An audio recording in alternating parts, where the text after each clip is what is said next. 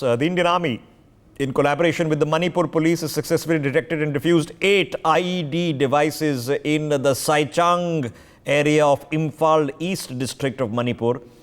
Now, you can well imagine if there were 8 IEDs that had been placed, it's a successful operation that has averted what could have been a deadly tragedy. We are being told that there was specific intelligence that an army column may indeed also have been the target. They responded and have managed to get in the bomb disposal squad to neutralize these LEDs. 33 kilograms they weighed in total. Nibir, my colleague, is joining us this morning. Nibir, that's a whole host of IEDs, and well, God knows what the intention was and who was being targeted. What information do we have?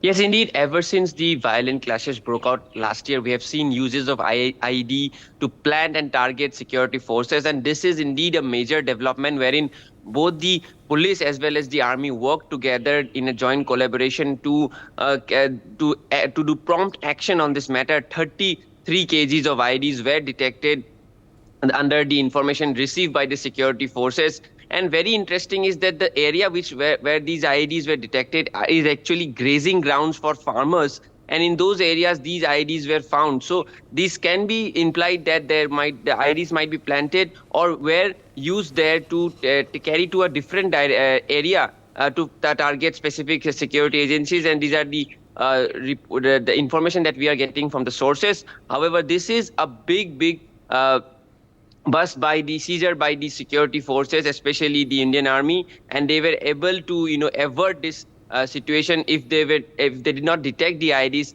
that it might have escalated to a further incident of violence that we have witnessed. And this joint collaboration of the Manipur Police and Army is working out in the recent times, as they are able to seize not just IEDs but arms and ammunitions. As you know that there is a Naka checking going on across the state, both in hills as well as the valley districts, and that has led to the arrest as well as the seizure of arms and ammunition that has sporadically taken the violence that we have seen in the last few months to a reduction. Okay, so Nibir, obviously, for our viewers watching the broadcast, what is the situation there on the ground? Because while there has been some good news in certain fronts, let's face it, the violence has continued unabated for more than a year now. What's the situation on the ground as we speak?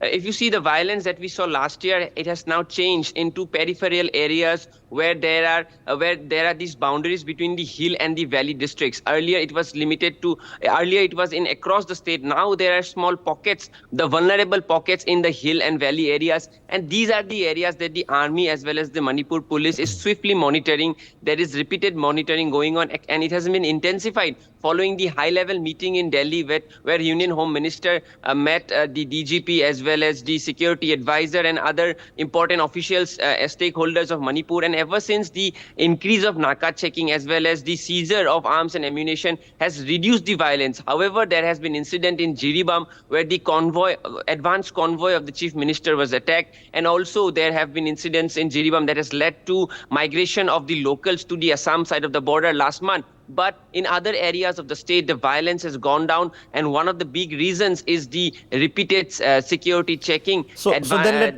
let me then ask you the obvious next question, because the primary cause of concern that all of us have been noting, including myself, for more than a year, is the scale of armament. So where are the explosives coming from? Where are the guns coming from? Where are they being accessed? Are they being looted from the police? Are they being looted from the armed forces? Because we've seen police stations that have been attacked over the past 1 year specifically for the purpose of looting arms and ammunition. Are they being supplied? Are they being smuggled? Because certainly not everybody is carrying around some RDX and an AK-47 with them in the back of their car.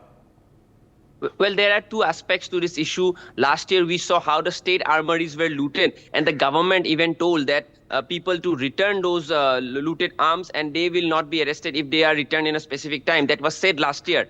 But later on, we also found out, based on the arrests that have been done so far, there are also homemade or country-made arms and ammunition used by certain miscreants. So these arms were also used. And remember, there are allegations that the militants under the Sioux agreement have violated certain the agreemental norms, and they have also those weapons have also been used. So these are the three aspects of the weapons that we have talked about. Last year we saw the armories being looted. There is also uses of the country-made or the homemade weapons, and also there are allegations of the weapons that were carried out by the certain militants who were Yes. under the Sioux were violated. So these are the three aspects. Okay, well, ladies and gentlemen, the overall picture in Manipur is that things are improving, but they are far from normalized. In fact, there are several hundred, if not a few thousand people who are still being unable to return home or to reopen their businesses. And you can imagine how debilitating that is for families, because this has not been a short-term issue. This has been an issue escalating for more than a year. And there's a lot of heavy security. And my question always is, where are the weaponry coming from? Regardless of what the grievances which may or may not exist, where are the weapons coming from? Nibir, we'll keep tracking this as we have for the course of the past year or so. Thank you.